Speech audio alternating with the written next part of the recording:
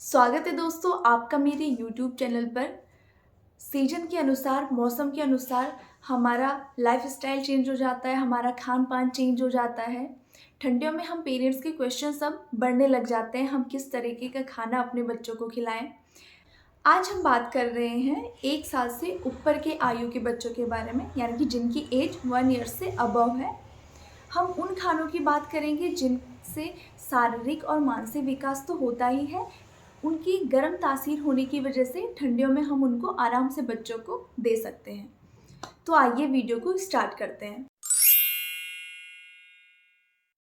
सबसे पहला खाना जो हम बच्चों को प्रोवाइड कर सकते हैं वो है अंडा। अंडा बहुत गुणकारी फूड है। इसमें प्रोटीन तो होता ही है, अंडा प्रोटीन का बहुत अच्छा स्रोत है। प्रोटीन से मसल्स डेवलप होते हैं, सेल डेवलप होते हैं, तो शारीरिक विकास के लिए अच्छा है। अंडे में vitamin D, vitamin B, omega 3 fatty acids और फॉलिक एसिड ये सभी कुछ होता है। तो शारीरिक विकास के साथ-साथ अंडे से मानसिक विकास भी अच्छा होता है और इसकी तासीर गर्म होने की वजह से ठंडियों के लिए एक ये बहुत अच्छा ऑप्शन बन सकता है बच्चों को देने के लिए। अगला जो आप अपने बच्चे के खाने में ऐड कर सकते हैं वो है ड्राई फ्रूट्स। ड्राई फ्रूट्स की तासीर तो गर्म होती ही है, कुछ-कुछ ड्राई फ्रूट्स गर्म तासीर के होते हैं और साथ ही में ये मानसिक विकास में एक बहुत इम्पोर्टेंट रोल अदा करते हैं।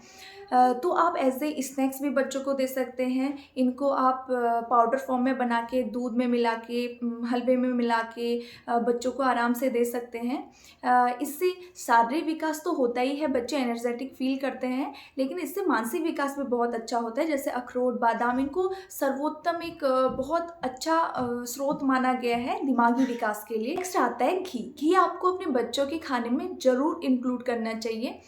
घी बहुत ही गुणकारी है। इसमें एंटीबैक्टीरियल, एंटी फंगल होने की वजह से इन्फेक्शन से तो ये बचाता ही है, साथ में इसमें डीएचए भी है। डीएचए से भरपूर है तो मानसिक विकास के लिए भी अच्छा है। ये डाइजेशन में भी हेल्प करता है और इम्यूनिटी तो बूस्ट करता ही है। तो इसलिए घी को आपको अपने बच्चों के खाने में ज़रूर, ज़रूर, ज़रूर इंक्लूड करना है। नेक्स्ट आ जाता है दूध। दूध को तो बच्चों के खान-पान में हमको इंक्लूड करना ही करना है डेली। बेसिकली दूध को संपूर्ण आहार माना गया है। ये सभी चीज़ों से सभी चीज़ों का एक अच्छा स्रोत है, विटामिन्स, कैल्शियम, प्रोटीन। तो दूध को तो हमको इंक्लूड करना ही करना है और दूध की शक्ति हम बढ़ा सकते हैं, जो कि मैंने आपको पहले बताया था कि आप पाउडर बना सकते हैं ड्राई फ्रूट्स का, तो आप दूध में मिला के भी उसको पिला सकते हैं।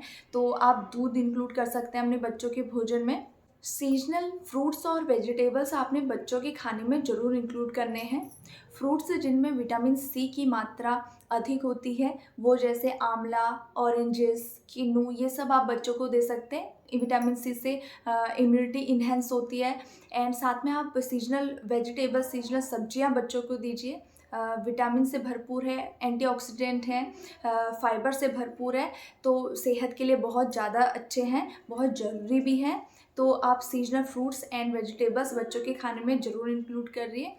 साथ में बच्चों के खाने में आप गुड़ भी इंक्लूड कर सकते हैं। गुड़ जैसा कि हम सबको पता है तासीर गर्म है गुड़ की। गुड़ को आप किसी के भी साथ मिला के, जैसे दूध के साथ मिला के, हलवे के साथ मिला के बच्चों को दे सकते हैं। स्वीट पोटैटो यानी कि शकरकंदी एक बहुत अच्छा ऑप्शन हो सकता है। ठंडियों में बहुत अच्छा भी रहता है।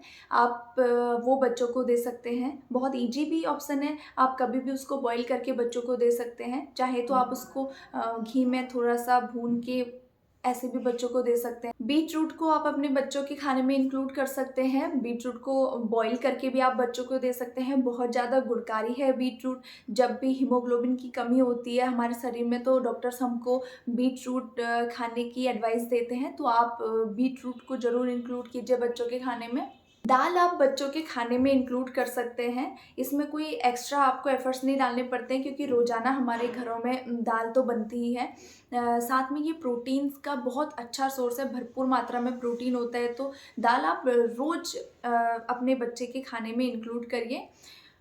गाजर का हलवा भी एक बहुत अच्छा ऑप्शन हो जाता है। गाजर में बहुत अपनी खुद की क्वालिटीज़ तो है ही, साथ में उसमें जो डलने वाली चीज़ें हैं जैसे ड्राई फ्रूट्स हम डाल देते हैं, दूध हम डाल देते हैं, घी का उसमें तड़का लगता है, तो वो एक बहुत अच्छा ऑप्शन हो जाता है सर्दियों में खाने के लिए। बहुत अच्छे गुण भी उसमें रहते हैं, वो न्यूट्रिशियस हाई फूड भी बन जाता है और बच्चे उसको चाव से खाते भी हैं। हर एक बच्चा अलग-अलग होता है, कुछ बच्चे ईज़िली खाना खा लेते हैं, कुछ टेंट्रम्स थ्रो करते हैं। तो आप अलग-अलग तरीके से बच्चे को हेल्दी खाना खिलाइए, अलग-अलग रेसिपीज़ बना के उनको खिलाइए एंड कोशिश करिए कि वो हेल्दी ही खाए। जैसे कि हम जानते हैं कि 5 साल तक बच्चे का मानसिक विकास बहुत तेज़ी से हो रहा होता है, तो आप कोशिश ये रहनी चाहिए कि इन डेज़ में अगर हम बच्चे को हेल्दी-हेल्दी खाना खिला दें, तो ये उसके आने वाले आगे की लाइफ के लिए बहुत अच्छे रहते हैं। अगर यहाँ पे कुछ पेरेंट्स डीएलएड और बीएड के स्टूडेंट्स रह चुके हैं, तो आपको पता है कि हमने चाइल्ड साइकोलॉजी में ये हम पढ़ चुके हैं। शैशवावस्था में बच्चों का मानसिक विकास बहुत तेज़ी से हो रहा होता है, बाल्यावस्था में भी, यानी कि 5 साल तक बच्चों का बहुत तेज़ी से मानसिक विकास हो रहा होता है। शारीरिक विकास उनका अच्छा हो रहा होता है इस टाइम। तो इस टाइम पे हमको उनको हेल्दी फूड प्रोवाइड करना बहुत ज़रूरी है। इस टाइम पे अगर हम थोड़ा ध्यान दें और एनवायरनमेंट उनके लिए सूटेबल रखें, खान-पान उनके लिए सूटेबल रखें, तो बच्चा आगे जाके बहुत अच्छा शारीरिक तरीके से और मानसिक तरीके से वृद्धि करेगा। अगर ये वीडियो आपके लिए यूज़फुल रही है, तो मेरी वीडियो को लाइक करना मत भूलिएगा, सब्सक्राइब ज़रूर मेरे चैनल को कीजिएगा और अपने दोस्तों के साथ शेयर करना मत भूलिएगा। Thank you.